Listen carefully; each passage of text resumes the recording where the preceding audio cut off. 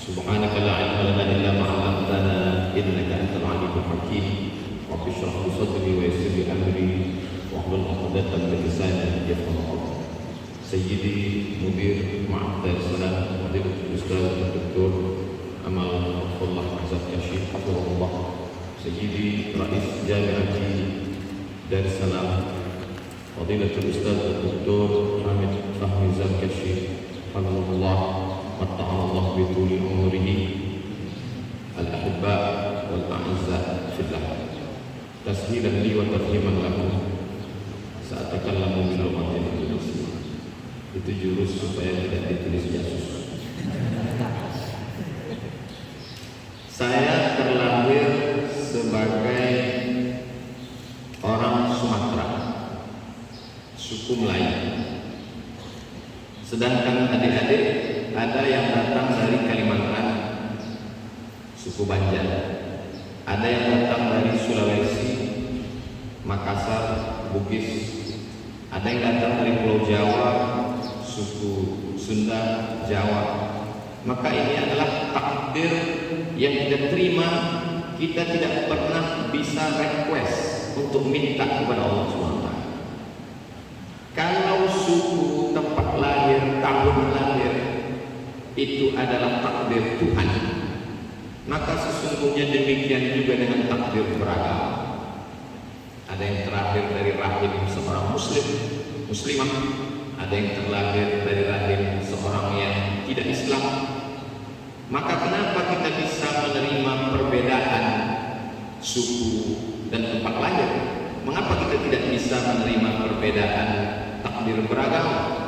Mengapa kita mesti memaksakan agama kepada orang lain? Bukankah Tuhan berkata bahwa semua akan masuk surga? Innal ladzina amanu wal ladzina hadu wan nasara was-sabiin man amana billahi wal yawmil akhir, maka mereka itu semuanya la khaufun 'alaihim wa la hum yahzanun. Siapa saja yang berbuat baik, bermanfaat untuk orang banyak, maka sesungguhnya dia baik di mata Tuhan. Penyebutannya saja yang berbeda. Ada yang menyebutnya God, ada yang menyebutnya Tuhan, ada yang menyebutnya Allah. Maka sesungguhnya tujuan kita sama dengan cara yang berbeda. Ini adalah contoh ceramah biar supaya bisa diterima di Singapura.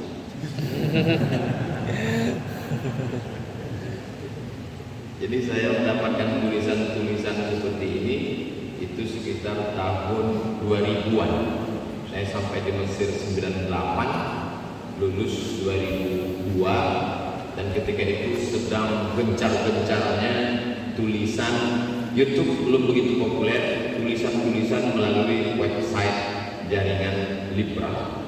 Jadi saya sebagai seorang mahasiswa ingin mencari jawaban-jawaban, dan jawaban-jawaban itu dapat saya peroleh melalui website www.insys.net. Salah satu penulisnya adalah guru kita semua, Profesor Dr. Hamid Fahmi Zakashi dan sahabat-sahabat beliau. Jadi saya pengagum beliau dari sejak 22 tahun yang lalu. Hari ini walaupun satu marhalah saya persilakan untuk bicara tentang beliau. Jadi perasaan saya saat ini seperti dai cilik yang sedang berada di depan panelis. Jadi kalau adik-adik bertanya, gimana rasanya bicara di UNIDA di depan guru-guru besar itu? Sulit untuk diungkapkan dengan kata-kata karena rasa begitu miskin untuk diwakili oleh kata. Kalaupun diungkapkan juga, rasaku belum tentu rasaku. Yang pertama, Nabi Muhammad SAW mengajak pamannya untuk masuk Islam, Abu Thalib. Bisa dilihat dalam kitab Sirah Ibnu Ishaq, dilanjutkan dengan Sirah Ibnu Hisham, ditulis oleh Imam At-Tabari dalam Tarikh Tabari, dilanjutkan oleh Imam Abul Fida Ismail Ibn Katsir dalam Al-Bidayah wan Nihayah. Dalam kitab yang modern, pernah juara lomba sirah internasional, 150 peserta, dimenangkan oleh juara satu dari India, Syekh Sofiur Rahman Al-Mubarakfuri. Di situ beliau ceritakan bagaimana Nabi mengajak pamannya untuk masuk Islam. Tapi kemudian apa yang terjadi? Beliau menolak. Maka dalam hadis dikatakan Nabi SAW, huwa fi dhahrin minan nar. Yaqbulu ka'baini yaghli biha dima'uhu. Ketika dhah artinya air yang tergenang sampai ke mata kaki. Ketika kita melewati bekas hujan turun, kita jalan, ada air yang tidak sampai ke lutut, hanya sekedar mata kaki, disebut dengan dhah minan nar, dari api neraka. Yaqbulu ka'baini, ketika api neraka itu sampai ke mata kakinya, yaghli biha dima'uhu, mendidih otak kepala. Kenapa? Karena tidak bersyuhada. Imam Al-Hafiz Ibnu Hajar Al-Asqalani dalam kitab Fathul Bari menjelaskan panjang lebar, menunjukkan bahwa beliau mengakui hadis ini. Lalu kemudian Mufti Mesir dulu, Syekh Ali Jum'ah, dalam kitab Al-Bayan lima yushghilul adhan, penjelasan tentang perkara-perkara yang menyibukkan pikiran orang. Maka di situ dikatakan oleh Syekh Ali Jum'ah, komentar beliau terhadap hadis, Inna abi wa abaka finnar. Makna abi di situ bukan ayahku, karena ayahku Abdullah adalah ahlul fatrah. Sedangkan ahlul fatrah, ajaran Nabi yang lama sudah rusak, ajaran Nabi yang baru belum datang, mereka tidak terkena azab. Sesuai dengan firman Allah, wa ma kunna mu'adzibina hatta nab'atsa rasula. Oleh sebab itu Abdullah tidak terkena azab karena ahli fatrah. Sedangkan yang dimaksud dengan inna abi wa abaka, yang dimaksud di situ adalah bapakku, maksudnya adalah pamanku. Orang Arab biasa menyebut bapakku, pamanku dengan abi. Lalu kemudian ada pengakuan tanpa syahadat, itu dilakukan oleh Abu Talib. Apa kata beliau?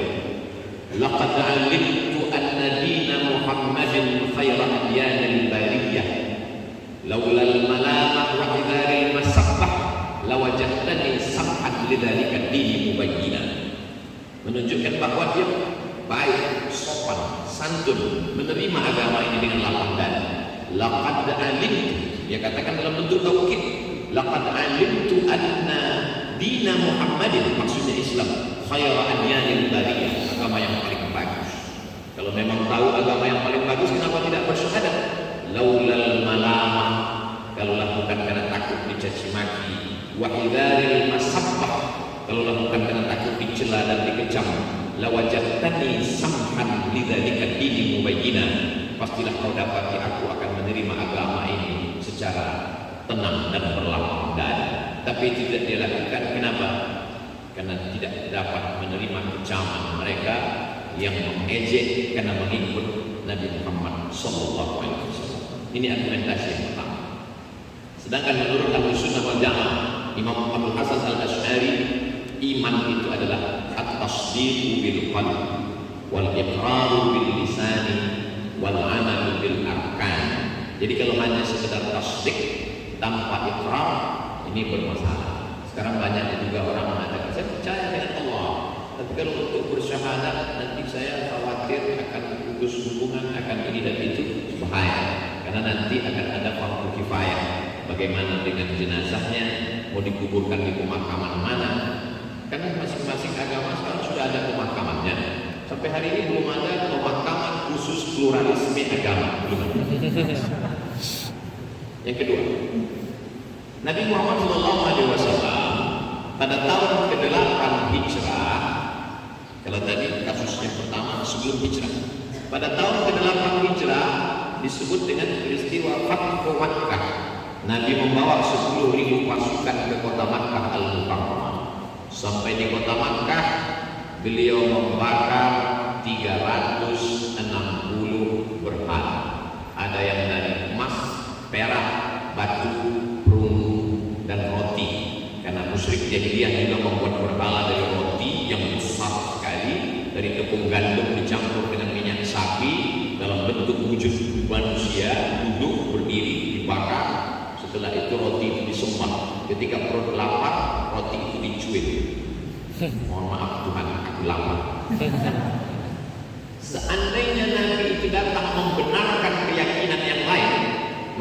Nabi akan berkata pada pidato peristiwa kota bebasan Makkah itu, mengatakan silakan nyembah Lata, silakan nyembah Uzza, silakan nyembah Mana, silakan nyembah Hubal, silakan nyembah Naam, silakan menyembah apapun, karena sebenarnya itu hanyalah cara saja yang berbeda. Tujuannya semuanya akan sampai kepada Allah. Tapi Nabi tidak melakukan itu. Nabi mensyahadatkan mereka yang ada di kota Makkah. Maka setelah peristiwa itu disebut tahun berikutnya adalah Amul Wufud. Tahun ke-8 Fathu Makkah, tahun ke-9 disebut dengan Amul Wufud. Kenapa disebut Wufud? Karena setiap suku mengirimkan utusannya untuk bersyahadat. Makanya ada tiang di depan Masjid Nabawi. Ini mimbar Nabi, ini kamar Nabi. Ma baina baiti wa mimbari rawdatun min riyadil jannah. Maka di situ ada satu tiang bernama Ustuwanatul Haris. Ustuwanah tiang, Haris penjaga. Karena di situ Sayyidina Ali tegak berdiri. Untuk apa dia berdiri? Karena ada tamu yang berdatangan ke tiang tempat Nabi menerima tamu itu disebut dengan Ustuwanatul Wufud. Karena tamu datang. Untuk apa tamu itu datang? Bersyahadat di hadapan Nabi, mengatakan asyhadu an la ilaha illallah wa asyhadu anna Muhammadan Rasulullah. Seandainya tidak penting masuk Islam karena semua benar, maka pastilah Nabi mengatakan ketika wufud itu datang, ya ayyuhal wufud irji'u ila biladikum li'annakum kullukum tadkhuluna jannah. Hai semua utusan, tak perlu kalian masuk Islam, tak perlu kalian bersyahadat, apapun yang kamu sembah, yang penting kamu baik, yang penting kamu sopan. Pasti Nabi akan berkata, jangan tanya agamamu, tapi berbuatlah yang bermanfaat buat orang banyak. Semua orang baik akan masuk surga. Buat baju kaos, selamat. Nabi tidak melakukan. Ketika Nabi Muhammad SAW berkirim surat itu dibawa oleh seorang laki-laki namanya Khatib bin Abi Balta'ah, menyeberang Laut Merah sampai ke Fustat. Setelah itu dia pun sampai ke Alexandria, kota yang didirikan oleh Alexander the Great, 200 km dari Kairo. Yang tidak percaya ukur sendiri. Sampai di sana surat itu diserahkan kepada seorang laki-laki bernama Jirjis, gelarnya Muqawqis. Lalu surat itu dibaca oleh Jirjis, meleleh air matanya, dia cium. Lalu kemudian dia balas surat Nabi, bukan dengan surat, tapi dia balas dengan hadiah. Dia kirim bighal, lebih besar dari keledai, lebih kecil dari kuda. Dia kirim madu itu berasal dari satu provinsi penghasil madu produsen di Mesir, namanya Asal Banha. Dia kirim kain putih itu pun dipakai oleh Nabi Muhammad SAW. Dia kirim 2 perempuan yang pertama namanya Maria Al-Qibtiyah, perempuan yang kedua adalah Sirin. Maria Al-Qibtiyah melahirkan anak laki-laki Nabi, meninggal umur 18 bulan. Itulah dia Ibrahim, makamnya di Baqi. Sampai hari ini ada makam khusus untuk Ibrahim. Yang kedua adalah Sirin diberikan Nabi kepada Hasan bin Thabit, seorang penyair. Kalau mau perang, membangkitkan semangat perang, Nabi memanggil Hasan. Ya Hasan, wahai Hasan, kumandangkan syair. Apa maknanya? Nabi berkirim surat untuk pemimpin Mesir. Kata Nabi, aslim taslam, masuk Islamlah kamu, maka kamu akan selamat. Seandainya semua agama benar, pasti Nabi akan mengatakan, wahai Muqawqis, tidak perlu kau masuk Islam, karena semua akan selamat di akhirat. Yang penting kau buat baik aja, kirim aja banyak-banyak hadiah untuk saya. 4. Ketika Nabi SAW berkirim surat kepada Azimur Rum, ketika itu Raja Romawi berpusat di Eropa, tapi gubernur-gubernur dikirim ke daerah. Salah satunya adalah Dimashq, yang ditulis Damaskus. Maka situ ada seorang gubernur bernama Heraklius. Nabi berkirim surat kepada dia. Apa kata Nabi? Disebutkan dalam Muqaddimah Sahih Muslim, dialog antara Heraklius dengan Abu Sufyan sebelum masuk Islam. ayah Muawiyah, aslim taslam, masuk Islamlah engkau wahai Heraklius, maka kau akan selamat di akhirat, tidak masuk neraka. Wa illa, kalau kau tidak masuk Islam, fa alaika dzambul arisiyin, semua dosa orang Eropa kau yang akan menanggung. Seandainya tidak perlu masuk Islam, pasti Nabi akan berkirim surat, wahai Heraklius, terserah kamu mau masuk Islam atau tidak, toh semua agama benar, yang penting kamu jujur dan baik, maka kita nanti sama-sama masuk surga. Cuman kamu agak lambat sedikit, saya duluan. Dia mengajak, maka dikirimnya juga surat untuk mulukul jazirah, raja-raja yang ada di jazirah Arab, dan di antara raja itu adalah Syahid Syah.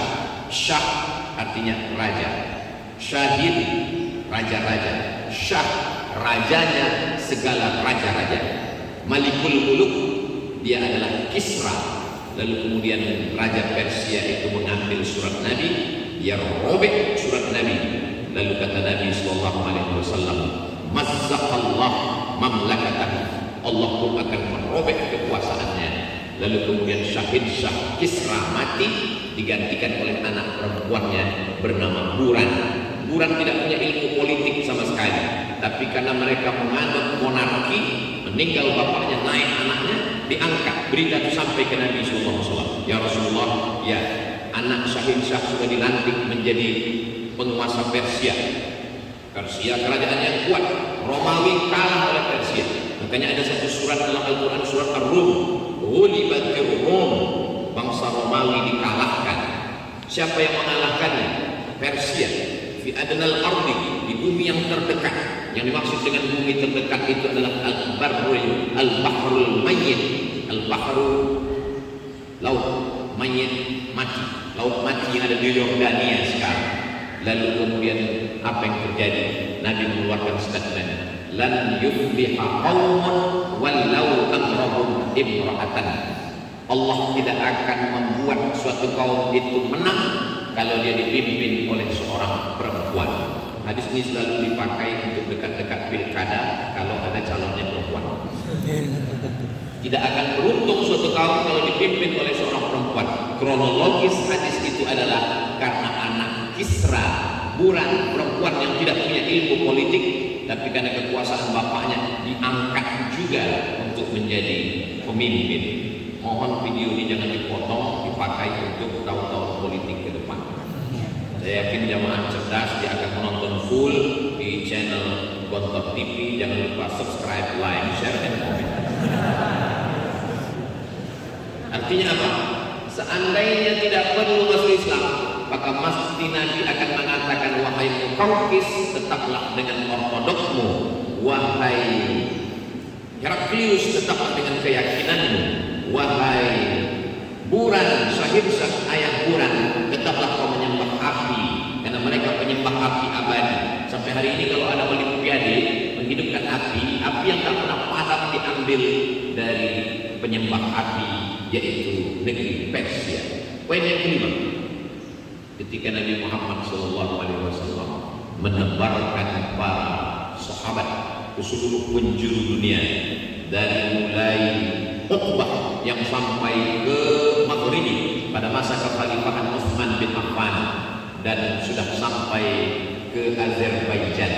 Salah satu sebab dituliskannya Al-Quran dalam satu mushaf itu adalah karena konflik yang terjadi di Azerbaijan.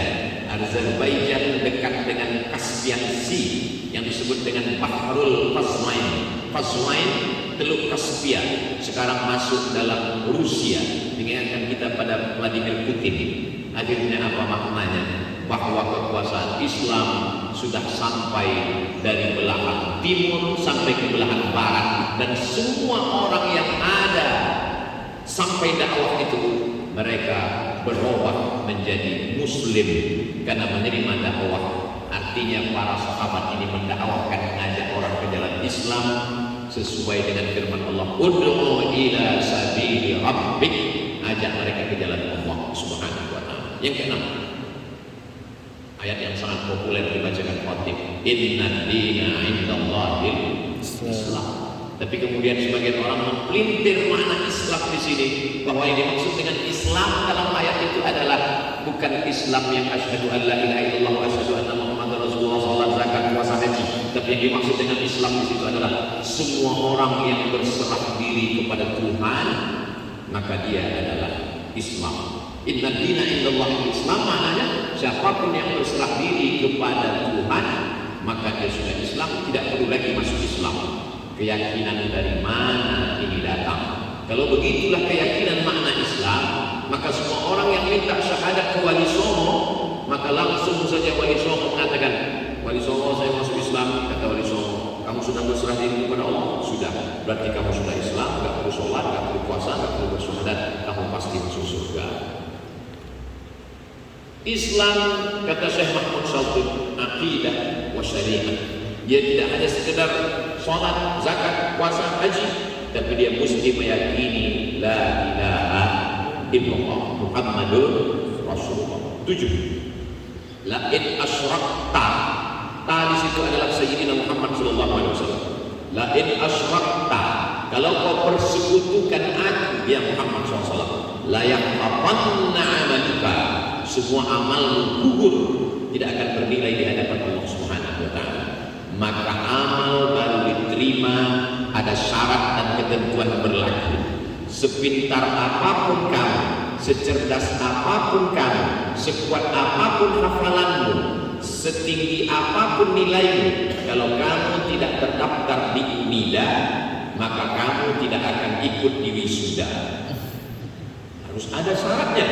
Maka begitu juga sebaik apa perbuatanmu, sebanyak apa infakmu, selembut apa tutur katamu, maka kau tidak akan masuk ke dalam surga kalau tidak ada passwordnya. Apa passwordnya? Asyhadu an la ilaha illallah wa asyhadu anna muhammadan rasulullah. Masalah khitan bisa nyusul belakangan, jangan ketakutan.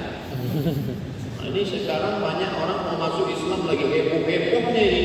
Islamophobia justru iklan gratis. Orang yang selama ini bingung mencari Islam, dia cari di internet www Islam. Dia temukan ternyata Islam adalah agama yang berbagi. Islam adalah agama yang menghormati orang. Islam adalah agama yang memperdulikan keadaan orang lain. Mesti sama-sama makan daging kurban. Dari mana dia dengar penjelasan ini? Dari khutbah Masjid Unida Gontor yang di-share melalui TikTok, Instagram, Facebook, Twitter, BBM, WhatsApp, dan lain sebagainya. Maka tadi saya bangga sekali kita ketemu dengan salah satu adik-adik kita wawancara. Saya tanya, fakultas apa? Jurusan BBA, Pendidikan Bangsa, Fakultas Tarbiyah, Masya Allah. Adik ini jurusan apa? Saya jurusan Akidah Filsafat, Masya Allah. Ini jurusan apa? Saya jurusan Teknik Informatika. Mantap. 3 orang ini berkolaborasi membuat video-video pendek. Yang satu menjadi, saya kita percaya ini sudah saya jelaskan 7 argumentasi, akan keluar 7 video TikTok yang akan di-share, diterjemahkan oleh adik-adik saya dari jurusan bahasa Inggris ke dalam bahasa Inggris, ditonton oleh mereka. Sebagian didapat hidayah, sebagian yang bertanya-tanya, who is this? This is a Muslim scholar from Indonesia, kill him.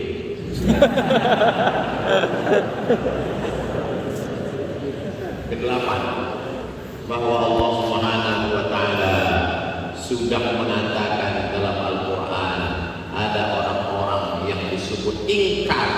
Ingkar itu bahasa Arabnya adalah kafara yakfur. Artinya ingkar. Siapa saja yang mengingkari Nabi Muhammad. Saya percaya Muhammad itu sebagai seorang tokoh, dia adalah seorang pemimpin. Tapi untuk dia sebagai seorang nabi, maka saya tidak percaya. Kalau kamu tidak percaya dia seorang nabi, berarti kamu ingkar. Maka orang yang ingkar itu bahasa Arabnya adalah kafir. Artinya ingkar. Kafir itu ingkar.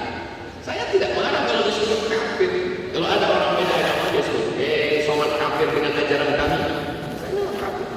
Saya kafir dengan ajaran kamu. Saya tidak percaya dengan ajaran kami.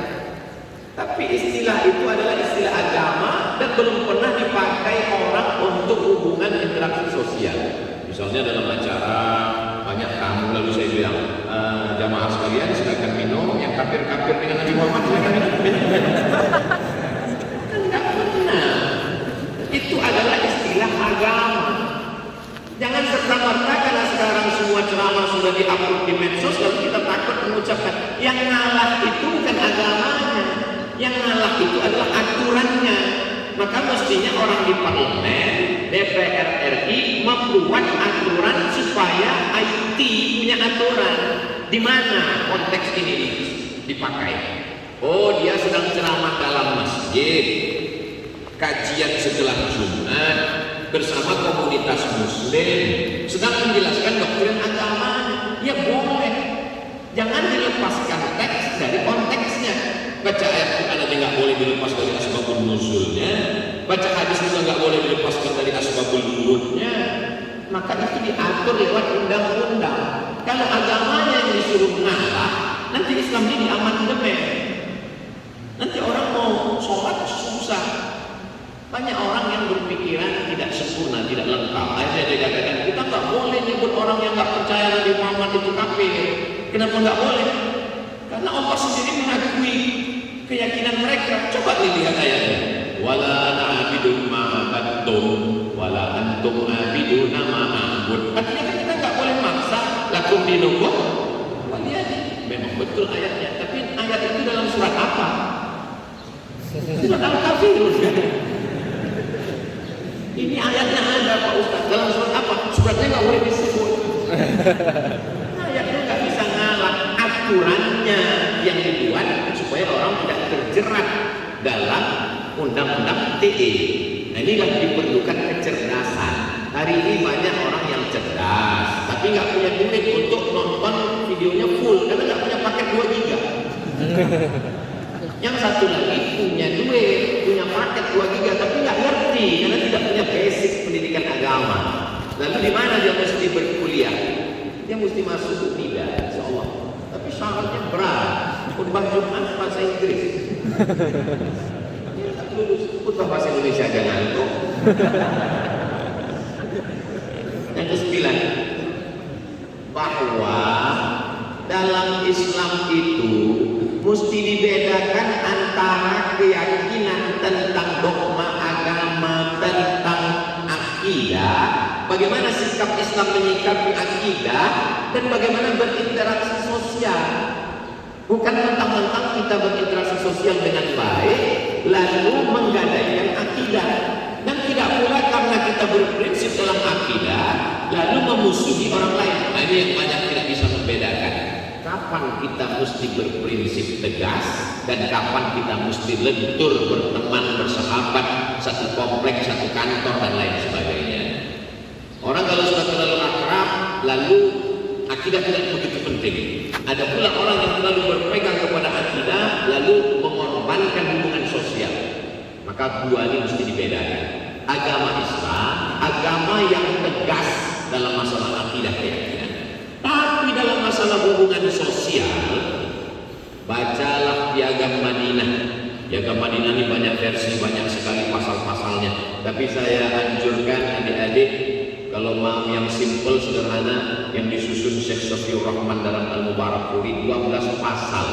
Orang yang tinggal di kota Al-Madinah Al-Munawwarah, berbeda agama, tapi punya tanggung jawab yang sama untuk membela kota Al-Madinah Al-Munawwarah. Rekonsiliasi nasional di Madinah, itu Nabi bukan mentang-mentang masuk kota Madinah karena dia sudah punya pemimpin, ada Ansor, lalu dia cabut pedang, hai Muslim kota Madinah, siapa yang berbeda denganmu, pancung kepalanya, halal darahnya, ambil hartanya, ghanimah. Tidak begitu. Nabi hidup bersama dengan Bani Nadir, Bani Quraidah, Bani Qainuqa, Yahudi Khaybar, bahkan datang dari Najran, Yaman sekarang, perbatasan dengan Saudi Arabia. Mereka tetap disambut Nabi di kota Al-Madinah dalam rangka dialog. Buka muqaddimah tafsir surat Ali Imran dalam Abdul Fida Ismail Ibnu Katsir, namanya Tafsir Al-Quran Al-Azim, bahwa mereka datang bertanya kepada Nabi Muhammad SAW tentang kedudukan Nabi Isa dalam Islam. Apakah dia Tuhan, bagian dari Tuhan, atau anak Tuhan? Maka turunlah surat Al-Imran, Al-Keluarga, Imran. Imran punya istri bernama Hannah. Lalu kemudian mereka lama tidak punya anak, Hannah bernazar. إذ قالت امرأة عمران رب إني نذرت لك ما في بطني محررا فتقبل مني إنك أنت السميع العليم فلما وضعتها قالت رب إني وضعتها أنثى. Ternyata anak yang dikandung itu perempuan. Walaysa dzakaru kal untha. Laki-laki tak sama dengan perempuan. Ada seorang yang lulusan dari pondok pesantren, talaqi dengan para syekh, ketemu dengan seorang yang S1, S2, S3, doktor. Lalu kemudian dia nanya, yang doktor ini nanya, kenapa ilmu kita nggak sama? Ana minal jami, anta minal jami, walaysa dzakaru kal untha. Itu intermezzo, kita lanjut.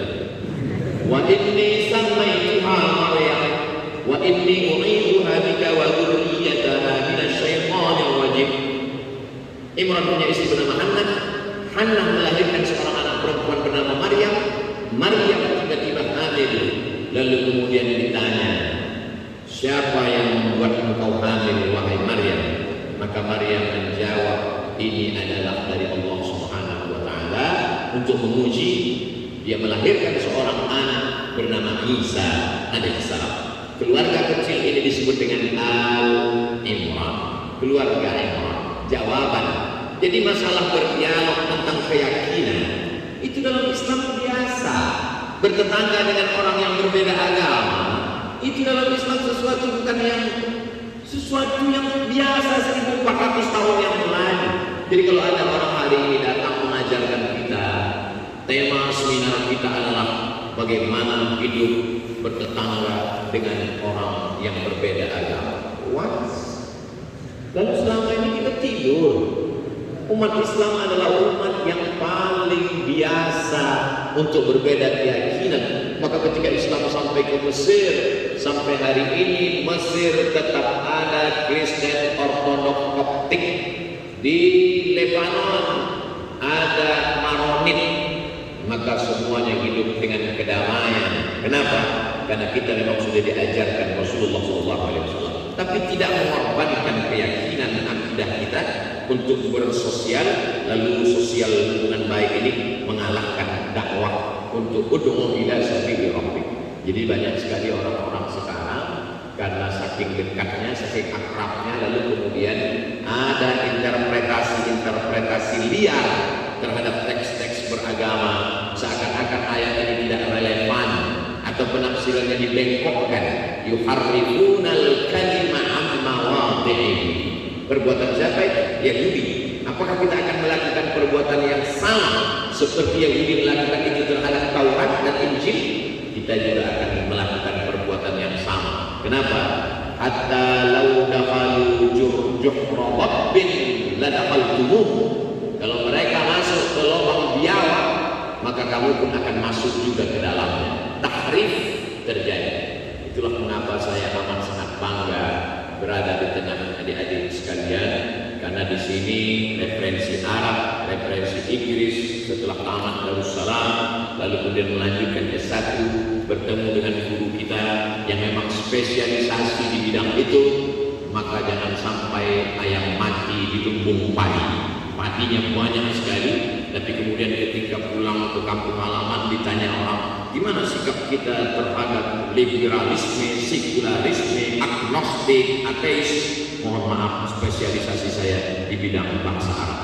Hadza Muhammadun, ra'aitu Muhammadan, wa ra'aitu bi Muhammadin. Mubazir. Silakan jurusan bahasa Arab, silakan jurusan teknik informatika, silakan jurusan perbandingan mazhab. Tapi di sini ada sesuatu plusnya.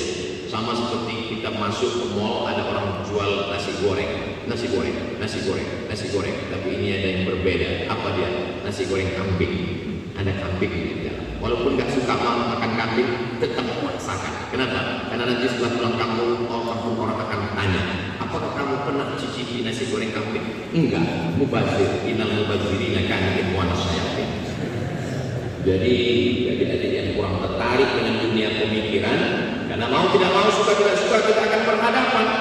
Memang kita seorang dokter umum, Seorang dokter spesialis jantung, tapi kalau datang orang demam, kita tidak bisa tolak. Datang orang demam sudah mau meninggal dunia.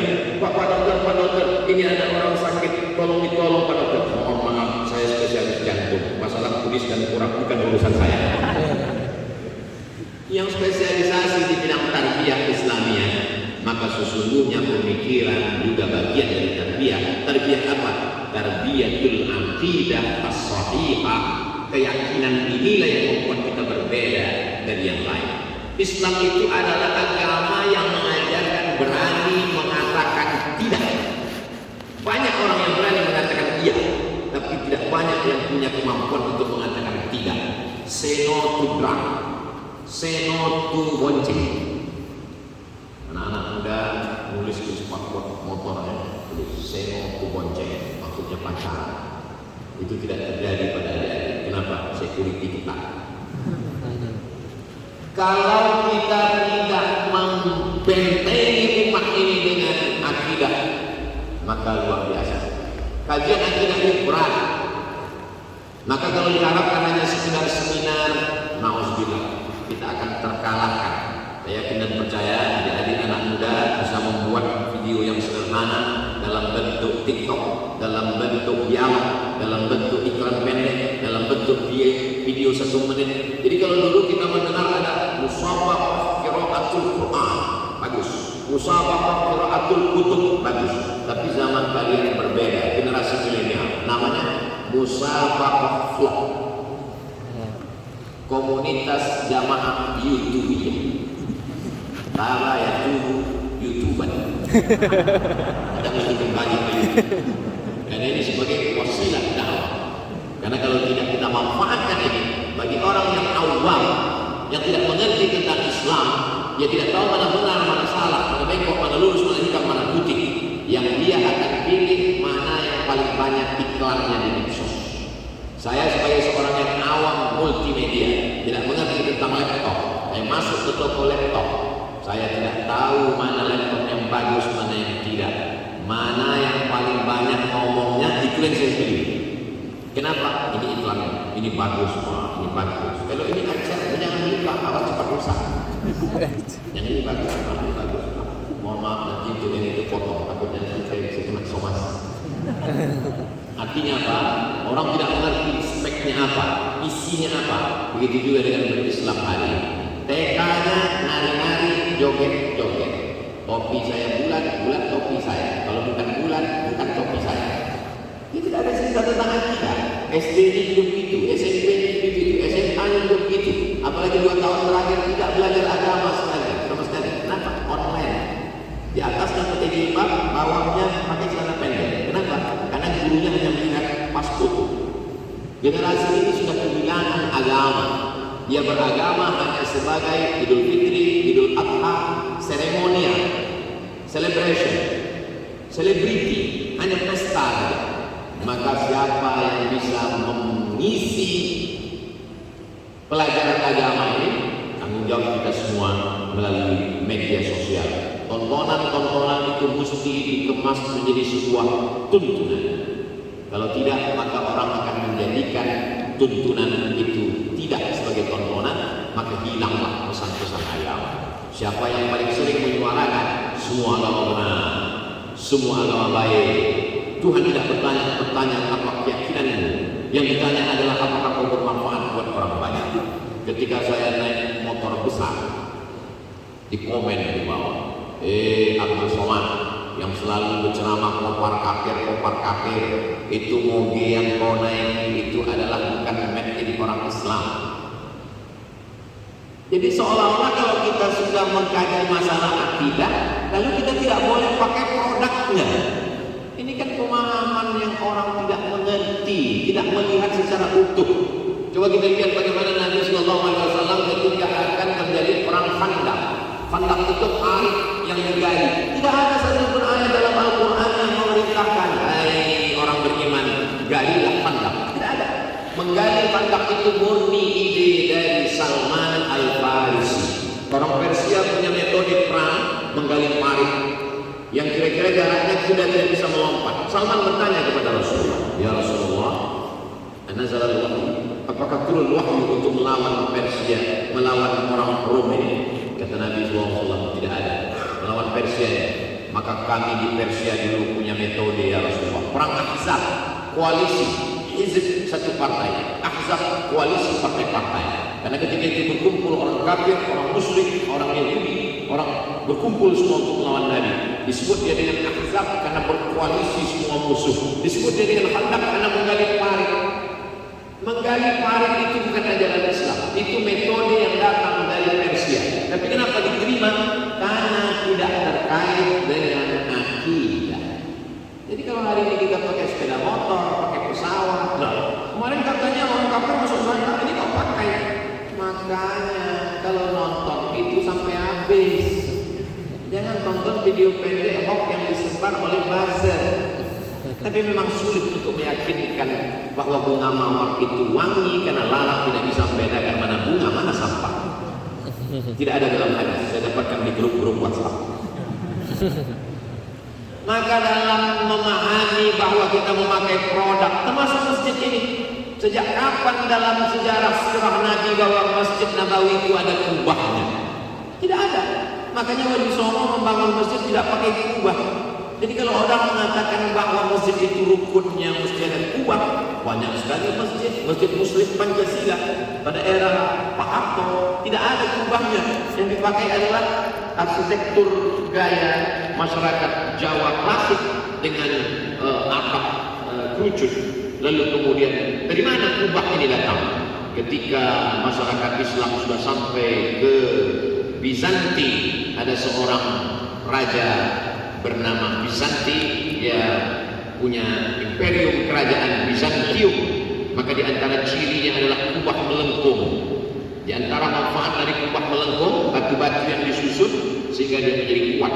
Batu yang disusun atasnya besar, bawah agak kecil sehingga dia menjadi melengkung. Umat Islam ketika melihat itu, ini kubah melengkung bagus. Kenapa? Karena kalau kubah melengkung di tengahnya tidak ada tiang, tidak memutus kok. Akhirnya dipakai oleh umat Islam. Jadi kalau kita berpedoman kepada semua produk yang datang dari tidak Islam, berarti tidak boleh diterima. Berarti kubahnya mesti dicopot. Begitu juga dengan mihrab. Masjid Nabawi tidak ada mihrabnya. Kapan mihrab itu datang? Ketika renovasi Masjid Nabawi, maka pada masa Marwan Ibn Hakam, maka dia mengambil salah seorang arsitek dari Damaskus.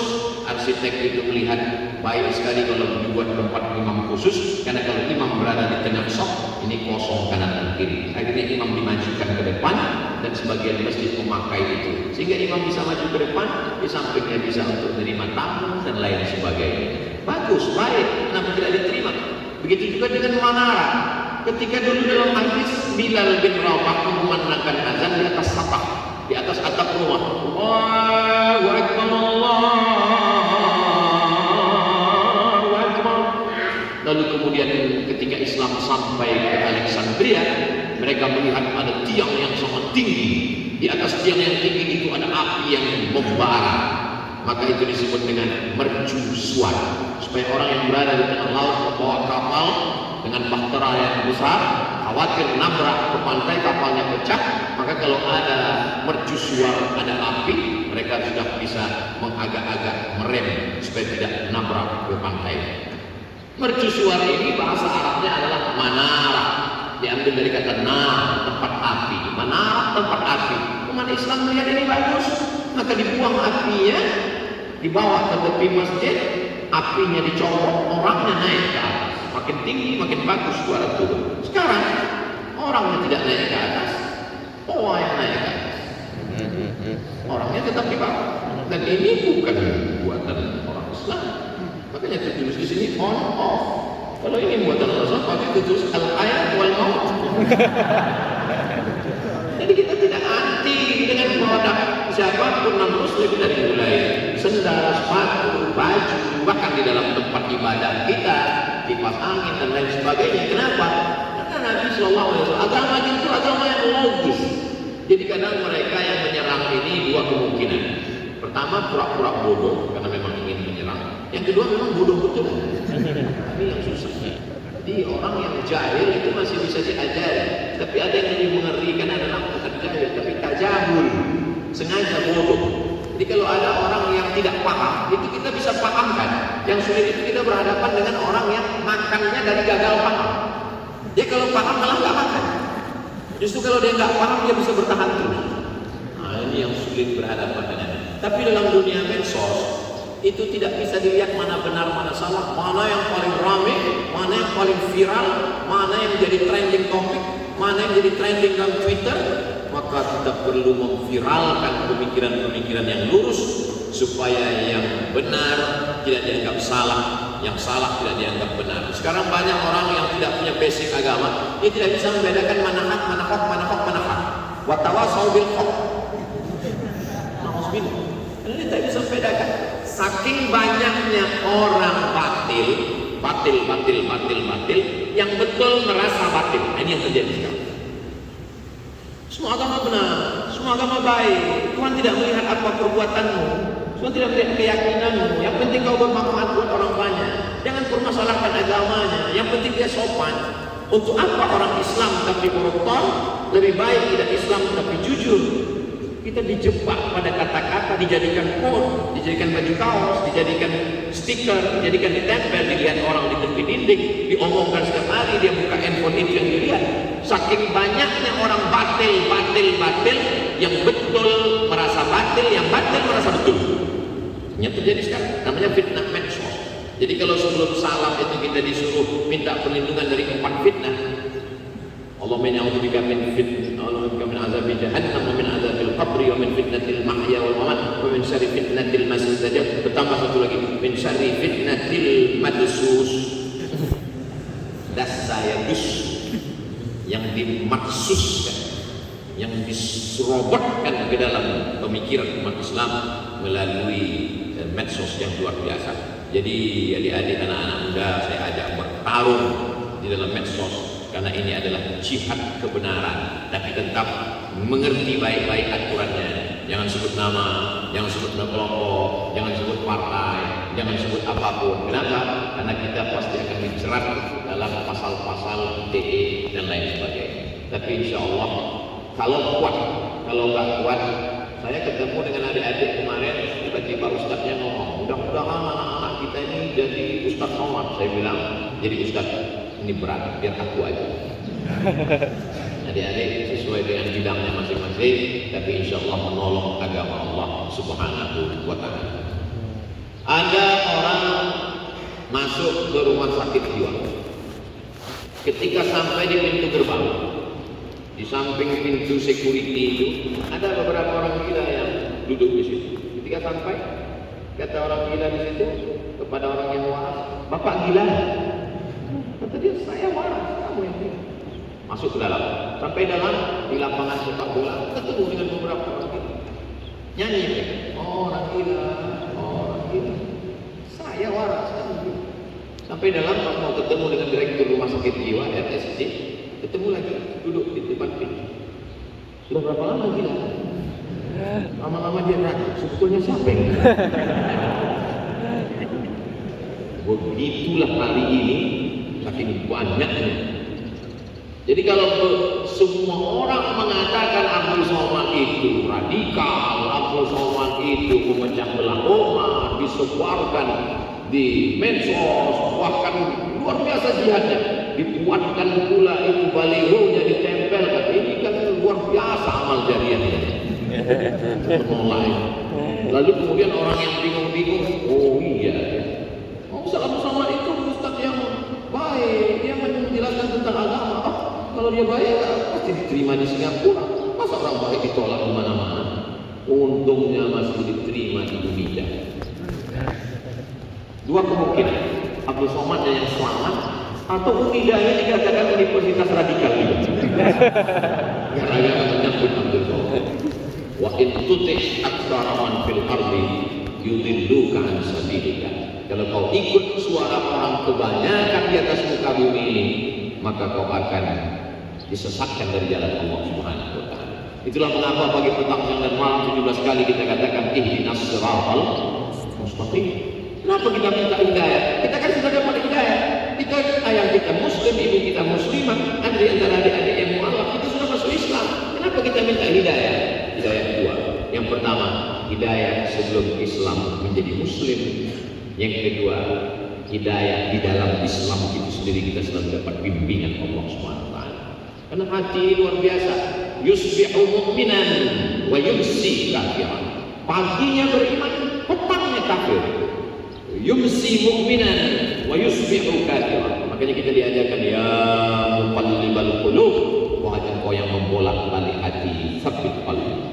Semuanya tidak ada yang pasti, semuanya berbolak-balik, semuanya kacau balau, semuanya tidak ada yang kekal. Maka ketika kita berada di sebelah pentingnya punya keyakinan, kita punya guru, apa yang disampaikan oleh Profesor Dr. Kiai Haji Hamid Fahmi Zarkashi menguatkan hati saya.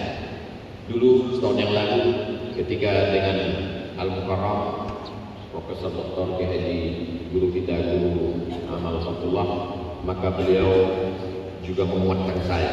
Siapa yang membuli Abdul Somad, maka dialah yang sesat. Menyadarkan saya bahwa sesungguhnya aku tidak gila, mereka lah. Jadi memang saya mesti sering-sering bertemu dengan orang waras supaya saya makin yakin tentang kewarasan saya.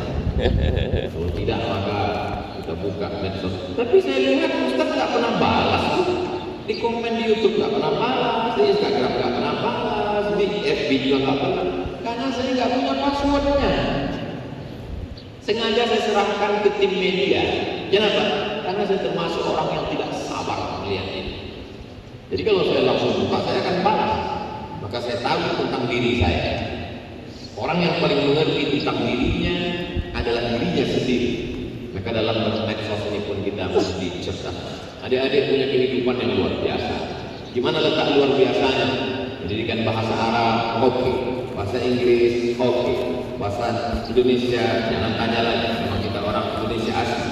Lalu kemudian ketika kita belajar di sini, lingkungan terjaga, terpelihara.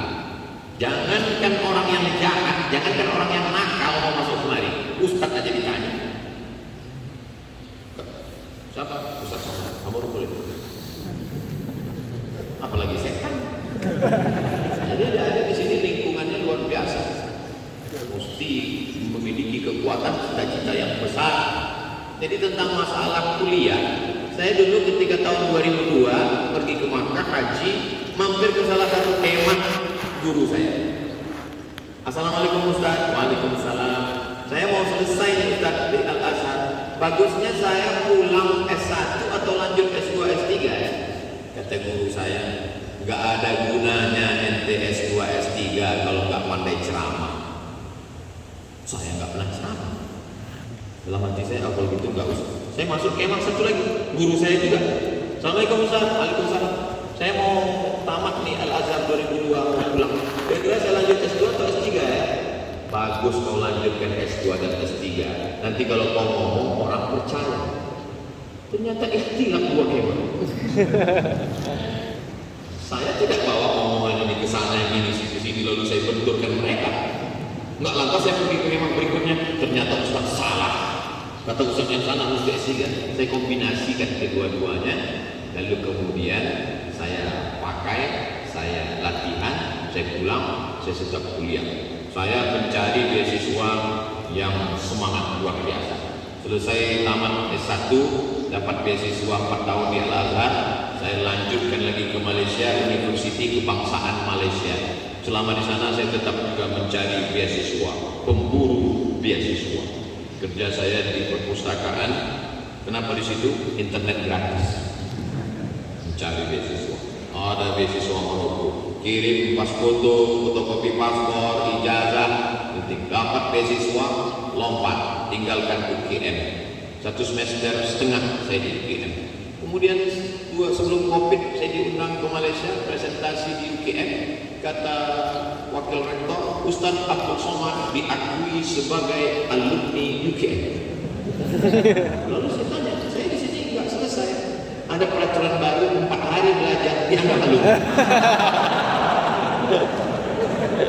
Kemudian saya lanjutkan ke Darul Hadis Maroko, beasiswanya dari AMCI, Ajong Marocain Coopération Internationale, Al-Wakalah Al-Maghribiyah Lit-Ta'awun Ad-Dawli. Saya selesaikan masuk saya sampai ke Maroko bulan Desember tahun 2004.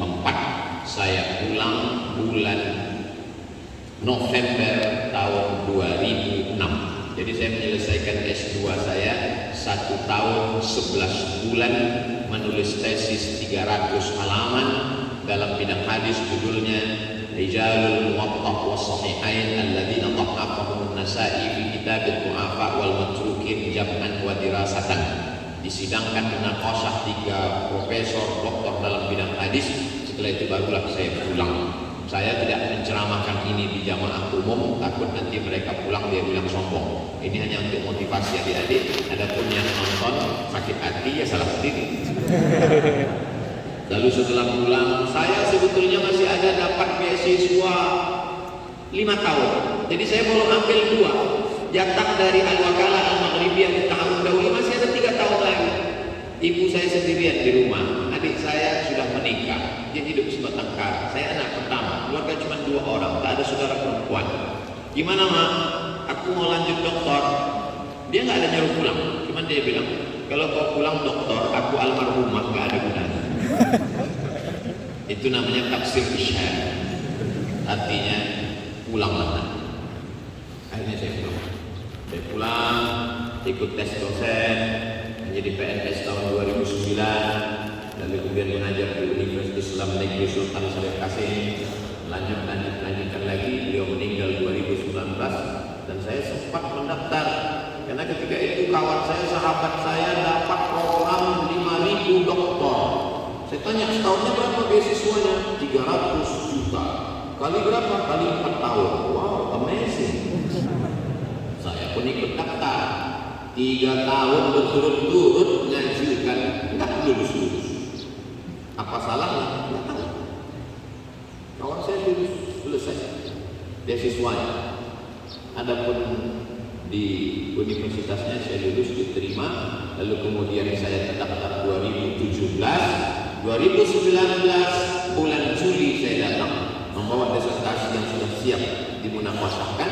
Setelah diperiksa, masuk ke administrasi, dicek di komputer, ini baru setahun 4 bulan. Syarat mau munaqashah mesti 2 tahun. Jadi kamu kurang sekian bulan. Saya ketemu dengan rektor, saya bawa Pak Dubes kita ketemu dengan rektor, makan malam. Ya, tidak ada makan malam yang gratis. Kata Pak Dubes, Profesor Hasan Abbas, ini bukan laysa qarar jami'. Law kana qararan jami'iyan latadakhaltu alaih. Seandainya ini keputusan kampus, saya bisa intervensi.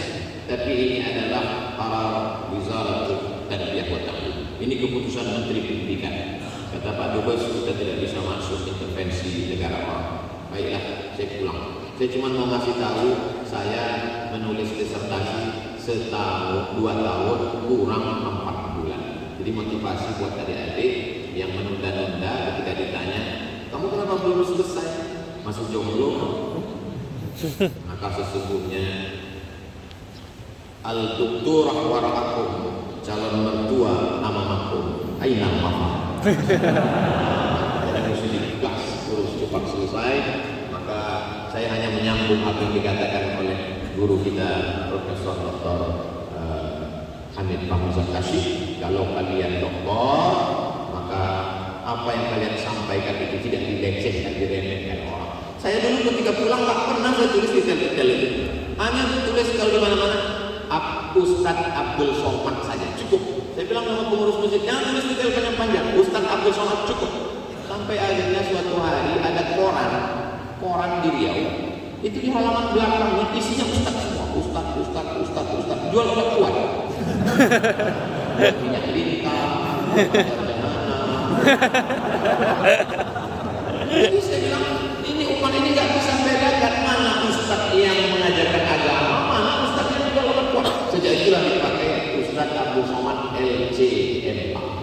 Lalu kemudian setelah doktor, saya robah lagi, lalu kemudian pulang dari Sudan, dipanggil ke Universitas Islam Sultan Syarif Hadi, diserahkan oleh rektor, mengatakan Ustadz Somad pakai di mana-mana Ustaz kami angkat sebagai visiting profesor di Universitas Islam Sultan Syarif Ali. Tulis kata dia. Sejak itulah saya tulis di baliho di mana-mana panitia. Ustaz, nama lengkapnya apa? Datuk Sri Ulama Setia Negara Profesor Dr. Abdul Somad LSD SC PhD. Pokoknya habis itu baliho. Saya caleg-caleg gak sempat buat foto. Tujuannya tidak ada lain bukan supaya yang masih sekolah masih semangat. Ustaz Somad aja tahun 2017 dia lalu daftar doktor. Ketika itu umurnya berapa? Udah 40 tahun. Jadi semangat terus. Jadi sebetulnya Ustaz cita-citanya dulu waktu di sekolah itu gimana? Saya dulu waktu di pondok, saya tulis di buku-buku saya Profesor Dr. Abdul Somad. Semua buku saya tulis. Lalu teman saya di sebelah bilang, "Man, tolong jangan kau tulis." Kenapa? Aku takut kau gila. Aku malu punya kawan-kawan. Alhamdulillah saya sampai sekarang masih waras. Paling tidak dua profesor di depan ini mengatakan bahwa saya tidak saya waras, saya sehat. Jadi adik-adik sekalian, gantungkanlah cita-cita. Silakan sekolah kemanapun berada. Apalagi kita bisa konsultasi dengan beliau-beliau. Mereka dapat timur, dapat barat. Inggrisnya dapat karena mereka dari Eropa dan Pakistannya juga dapat. Saya terus terang kalau nengok kawan-kawan yang tamat dari Pakistan, ngerti mereka nonton. Ya happy, coach-coach saudara. Saya tak bisa paham. Jadi bahasanya amat sangat menentukan. Barakallahu fikum. Ternyata sudah sampai 60 menit sesuai tertulis di botol 600 ml. Walaupun hari ini sebagian sedang puasa. Barakallahu fikum, itu dapat saya sampaikan. Terima kasih, mohon maaf kata-kata dalam hati menyinggung perasaan. Barakallahu fikum wa jazakumullahu khairan jazaa. Wassalamualaikum warahmatullahi wabarakatuh. Waalaikumsalam warahmatullahi wabarakatuh.